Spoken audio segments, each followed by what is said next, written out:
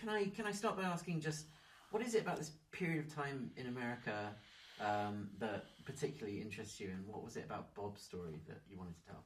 It's a good question. I find myself telling a lot of stories about the '60s. It's true, and it is a fascinating moment for me. I do think it's a turning point in world culture, and certainly in the United States, where modernism had arrived and modern issues had arrived, in the sense of fear of nuclear annihilation and in the sense of a new kind of global politics in terms of civil rights, in terms of women's rights, and artistically, that there was suddenly a kind of expansion of how we had ever seen everything since the post-war period.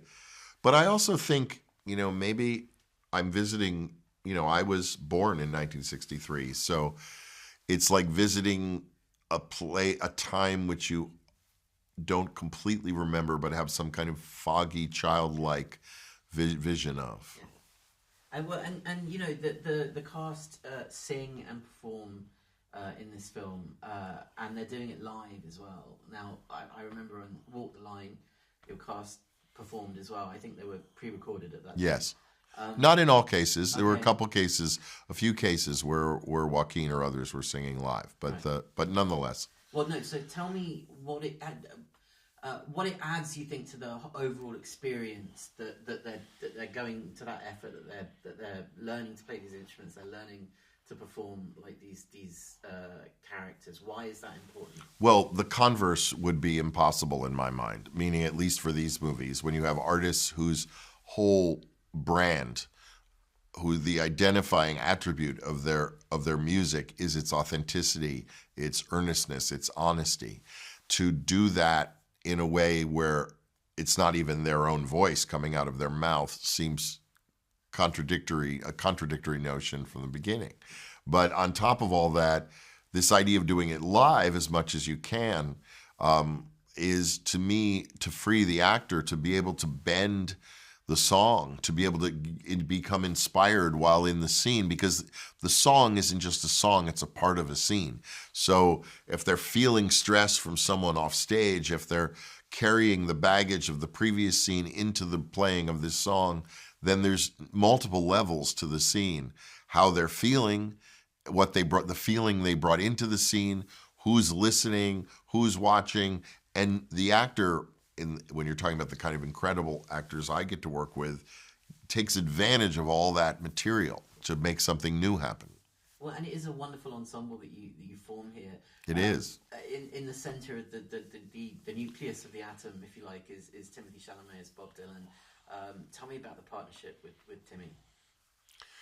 Well, it's gone on over 5 years, and when you have an actor with his ambition and power and talent, and also he's really smart, really smart in an intellectual way and in an instinctual way about the material itself. The script, I would be writing and reading in pages over the phone. We would, even while we were shooting, we would talk to each other almost every night and go over the next day's work. I find him to be a wonderful friend and collaborator, but also it's kind of the relationship that's necessary if you want a performance like he gives in this film, which is that the director and the actor really have to be walking hand in hand. Absolutely. And you've assembled this incredible set of behind the scenes collaborators. I think maybe one or two new ones here, but there's a real company now that's working on your projects.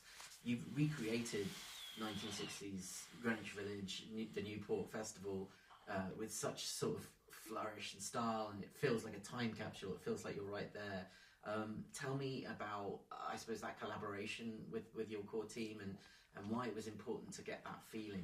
Well, a number of the people I've worked with on this movie are people I've worked with for many, many movies, among them Faden Papa-Michael, the director of photography, Francois Audouy, the production designer, Ariane Phillips, the costume designer, and others. Even the camera operator, Scott Sakamoto, has been on many of my movies. And it's a shorthand you have with each other of how to make a movie. They know how I like to make a movie. Even though I move from one genre to another, they know I don't really shoot things differently. The genres take care of themselves. I tend to block and arrange things the same for every picture, in the sense that I have the kind of core instincts I have, for good or worse, for better or worse. But the great thing about having a team like that, especially on a movie like this that doesn't have, a kind of Wolverine budget, is that you have to all find ways to save money and work efficiently, and having trust in each other. The production designer knows if he dresses this side of the street, I'm never turning around to look at that side. So he can put all his resources to what's going to be on camera, and I won't surprise him on the day and suddenly go, nah, I'm looking over here. And Faden and I have a very real language, and we almost always shoot anamorphic, widescreen. We use very old lenses. We both love a kind of very naturalistic look to the movie.